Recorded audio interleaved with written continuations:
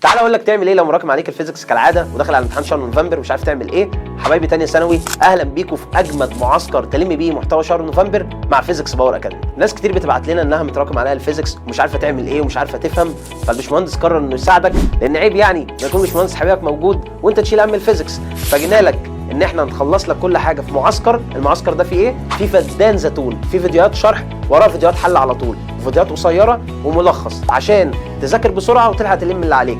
فعليك ان انت بس تركز معايا واليوم بيومه وتحل ورايا، واضمن لك ان انت ان شاء الله لو فاهم هتفهم اكتر، ولو ما فتحتش حاجه من ساعه شهر اكتوبر انسى بقى يا باشمهندس الذكريات القديمه دي. طب خلاص، مش مهم ان انت ما اديتش كويس، خلينا في امتحان شهر نوفمبر. لو انت مش فاهم حاجه خالص ان شاء الله هتخش تقفل. فانتظرونا في اقوى معسكر في مصر مع فيزيكس باور اكاديمي. ولو انت مشترك معانا او لا تقدر تبعت لنا، يعني بعد ما تذاكر الفيديو خد النوتس بتاعتك الجميله، عندك اي اسئله خش ابعت لنا على الواتساب او على الفيسبوك، التيم هيرد عليك في اي اسئله علميه او اي اسئله تكنيكال، وجاي لك ان شاء الله بعد امتحان الشهر بباقات كويسه قوي عشان تقدر تشترك معانا عشان تبقى مع تيم فيزيكس باور اكاديمي.